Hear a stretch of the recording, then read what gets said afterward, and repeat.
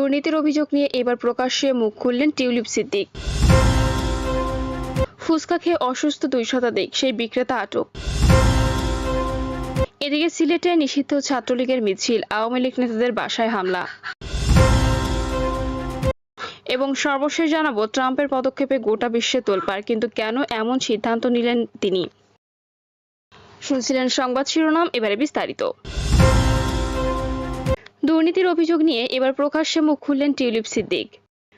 ক্ষমতাচ্যুত প্রধানমন্ত্রী শেখ হাসিনার বোনের মেয়ে ও লন্ডনের এমপি টিউলিপ সিদ্দিক বলেছেন, বাংলাদেশে তার বিরুদ্ধে আনা দুর্নীতির অভিযোগের বিষয়ে কোনো আনুষ্ঠানিক প্রশ্নের উত্তর দিতে তার আইনজীবীরা প্রস্তুত। সম্প্রতি ব্রিটিশ সম্প্রচার মাধ্যম স্কাই নিউজকে দেওয়া এক সাক্ষাৎকারে তিনি কথা বলেন। বাংলাদেশ ছাত্র জনতার আন্দোলনে ক্ষমতাচ্যুত রাজনৈতিক দল আওয়ামী লীগের সঙ্গে আপাতত সম্পর্কের বিষয়ে কোনো অনুশোচনা আছে কিনা এমন প্রশ্নের জবাবে টিউলিপ সিদ্দিক বলেন, আপনারা আমার আইনি চিঠিটা দেখুন এবং দেখুন আমার কোনো প্রশ্নের উত্তর দেওয়ার আছে কিনা। একবারের জন্য আমার সঙ্গে যোগাযোগ করেনি, কিন্তু তাদের কাছ থেকে শোনার অপেক্ষায় আছে। লন্ডনের হ্যাম্পস্টেড ও হাইগেট আইনের এই এমপি গত জানুয়ারিতে ট্রেজারি মন্ত্রীর পদ থেকে পদত্যাগ করতে বাধ্য হন। তখন বাংলাদেশে বেশ কয়েকটি দুর্নীতি তদন্তে তার নাম উঠে আসে। পরে বিরোধীদের ব্যাপক চাপের মুখে তিনি পদত্যাগ করেন।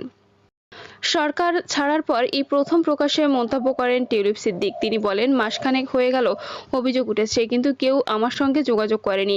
এর আগে গত মাসে বাংলাদেশের অন্তর্বর্তী সরকারের প্রধান উপদেষ্টা ডক্টর ইউনুস স্কাই নিউজকে বলেছিলেন, টিউলিপ সিদ্দিক দেশের সম্পদ রেখে গেছেন এবং তার এজন্য জবাবদিহি করা উচিত। এদিকে টিউলিপ সিদ্দিকের আইনজীবীরা বেশ কয়েক সপ্তাহ আগে বাংলাদেশ দুর্নীতি দমন কমিশনকে চিঠি লিখে বলেছিলেন, অভিযোগগুলো মিথ্যা ও হয়রানিমূলক। চিঠিতে বলা হয়, দুদককে 2025 সালে 25শে মার্চের মধ্যে অথবা তার আগে টিউলিপ সিদ্দিককে প্রশ্ন করতে হবে, অন্যথায় আমরা ধরে নেব যে উত্তর দেওয়ার মতো কোনো বৈধ প্রশ্ন নেই। টিউলিপ সিদ্দিকের বিরুদ্ধে অভিযোগগুলো মূলত তার খালা শেখ হাসিনার সঙ্গে সম্পর্কের উপর কেন্দ্র করে তৈরি। হাসিনা প্রায় 20 বছর বাংলাদেশের প্রধানমন্ত্রী ছিলেন। গত আগস্টে সারা দেশে তার বিরুদ্ধে রক্তক্ষয়ী বিক্ষোভের পর তিনি দেশ ছাড়তে বাধ্য হন। হাসিনার বিরুদ্ধে স্বৈরাচারী হওয়ার অভিযোগ আনা হয়েছে। তার শাসনামলে রাজনৈতিক উদ্দেশ্য প্রণোদিত গ্রেপ্তার, বিচার বহির্ভূত হত্যাকাণ্ড এবং ক্ষমতার অন্যান্য অপব্যবহার নিয়মিত ঘটেছে। তবে হাসিনা দাবি করেছেন পুরোটাই রাজনৈতিক ষড়যন্ত্র। এদিকে টিউলিপ সিদ্দিক লন্ডনে যে কয়টি বাড়িতে বসবাস করতেন সেগুলোর সঙ্গে তার খালার দল আওয়ামী লীগের যোগসূত্র পাওয়া গেছে। অবশ্য অভিযোগ ওঠার পর তিনি নিজেকে ব্রিটিশ প্রধানমন্ত্রীর মান নিয়ন্ত্রক উপদেষ্টা স্যার লরি ম্যাগনাসের জিম্মায় তুলে দেন অভিযোগগুলো তদন্তের জন্য। স্যার লরি ম্যাগনাস সে সময় বলেছিলেন, তিনি কোনো অনিয়মের প্রমাণ পাননি, তবে যোগ করেন তার খালার সঙ্গে সম্পর্কের সম্ভাব্য সুনামগত ঝুঁকি সম্পর্কে টিউলিপ সিদ্দিকের আরও সতর্ক না হওয়া দুঃখজনক। টিউলিপ সিদ্দিক বলেন, তার পদে থাকা সরকারের জন্য বিচ্যুতি তৈরি করবে, তবে তিনি জোর দিয়ে বলেন তিনি কোনো ভুল করেননি। ফুচকা খেয়ে অসুস্থ 2 শতাধিক, সেই বিক্রেতা আটক। যশোরের অভয়নগরে ঈদ মেলায় ফুচকা খেয়ে 2 শতাধিক অসুস্থের ঘটনায় ফুচকা বিক্রেতা মনির হোসেনকে আটক করেছে পুলিশ। রাতে মনিরামপুর উপজেলার ঢাকুরিয়া এলাকা থেকে তাকে আটক করা হয়। এই ঘটনায় তার বিরুদ্ধে অভয়নগর থানায় নিরাপদ খাদ্য আইনে মামলা করা হয়েছে। আটক মনির হোসেন মনিরামপুর উপজেলার ঢাকুরিয়া উত্তরপাড়া গ্রামের আব্দুল লতিফ মিন্টুর ছেলে। অভয়নগর থানার ওসি শুভ্রপ্রকাশ দাস জানান, ঈদের দিন ভৈরব ব্রিজের পূর্ব পাশে মনির হোসেন নামের এই ব্যক্তি চটপটি ও ফুচকা বিক্রির অস্থায়ী একটি দোকান দেয়। ভৈরব ব্রিজের পূর্ব পাড়ে ঘুরতে যাওয়া বিভিন্ন বয়সের নারী, পুরুষ ও শিশুরা তার দোকান থেকে ফুচকা খায়। পরবর্তীতে গভীর রাত থেকে তারা পেটে ব্যথা, পাতলা পায়খানা, বমি, ডায়রিয়ার উপসর্গ নিয়ে হাসপাতালে ভর্তি হতে শুরু করেন। পরদিন রাত পর্যন্ত 2 শতাধিক মানুষ উপজেলা স্বাস্থ্য কমপ্লেক্সে ভর্তি হন।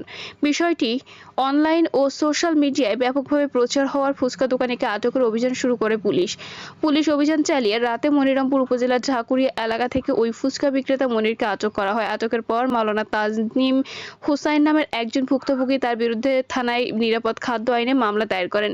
এই মামলায় বৃহস্পতিবার সকালে তাকে যশোরে আদালতে পাঠানো হয়েছে।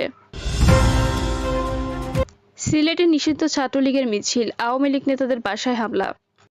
সিলেটে আত্মগোপনে থাকা আওয়ামী লীগ নেতাদের বাসায় কয়েক দফায় হামলা ও ভাঙচুরের ঘটনা ঘটেছে, তবে এসব ঘটনায় কেউ হতাহত হননি। স্থানীয় সূত্র জানায়, সকালে নগরের ধোপাধিকির পাড়ে ঝটিকা মিছিল করে ক্ষমতাচ্যুত আওয়ামী লীগের নিষিদ্ধ ঘোষিত ছাত্র সংগঠন বাংলাদেশ ছাত্রলীগ, শেখ হাসিনা এবং আওয়ামী লীগের কেন্দ্রীয় সাংগঠনিক সম্পাদক ও সাবেক এমপি শফিউল আলম চৌধুরী নাদেলের ছবি সংবলিত ব্যানার নিয়ে মিছিলে 20 থেকে 25 জন অংশ নেন। এই মিছিলে ভিডিও আওয়ামী লীগের ভেরিফাইড ফেসবুক পেজে আপলোড করা হয়েছে।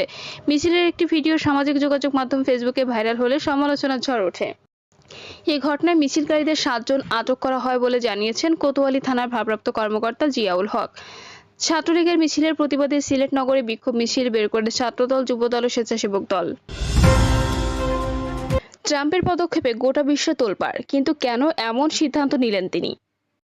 চলতি বছরের জানুয়ারিতে দ্বিতীয় মেয়াদে ক্ষমতা গ্রহণের পর থেকেই একের পর এক নানা বিতর্কিত ও তার মতে যুগান্তকারী সিদ্ধান্ত নিচ্ছেন মার্কিন প্রেসিডেন্ট ডোনাল্ড ট্রাম্প। সর্বশেষ বাংলাদেশ সহ বিশ্বের প্রায় 100 দেশের ওপর বিভিন্ন মাত্রায় শুল্ক আরোপ করেছেন বহুল আলোচিত সমালোচিত এই রিপাবলিকান নেতা। এতে গোটা দুনিয়ায় আলোড়ন সৃষ্টি হয়েছে, কিন্তু কেন এমন পদক্ষেপ নিচ্ছেন তার পেছনে যৌক্তিক দাঁড় করিয়েছেন ট্রাম্প। বিবিসি জানিয়েছে, ডোনাল্ড ট্রাম্প বলেছেন অন্যান্য দেশে যুক্তরাষ্ট্রকে বাজেভাবে ব্যবহার করেছে এবং আমেরিকান পণ্যের ওপর অসম শুল্ক আরোপ করেছে।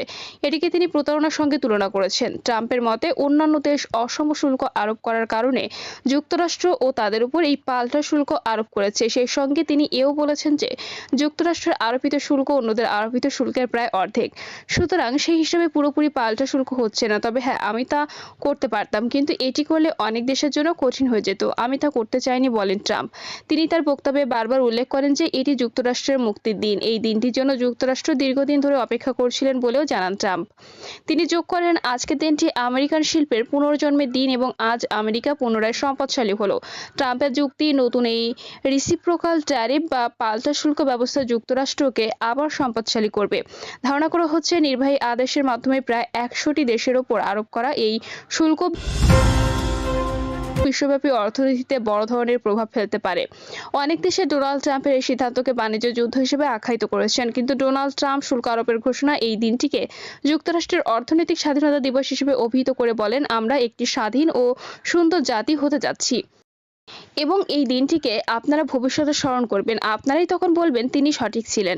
এই দিনটি আমাদের ইতিহাসের অন্যতম গুরুত্বপূর্ণ দিন। আমদানিতে ন্যূনতম 10% শুল্ক আরোপ মার্কিন অর্থনীতিকে পুনর্গঠনের জন্য অন্যান্য দেশের উপর ন্যূনতম 10% বেসলাইন শুল্ক ঘোষণা করেছেন ডোনাল্ড ট্রাম্প, যা আগামী 5 এপ্রিল থেকে কার্যকর হবে।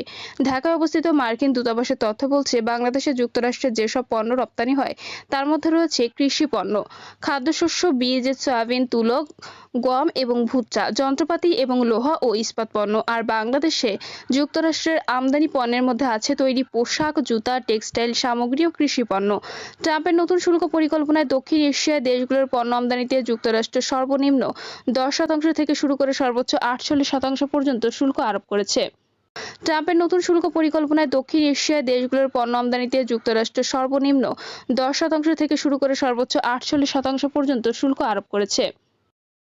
প্রিয় দর্শক, এই ছিল এখনকার সর্বশেষ সংবাদ। আপডেট সংবাদ পেতে চ্যানেলটি সাবস্ক্রাইব করে বেল আইকনটি ক্লিক করে রাখুন।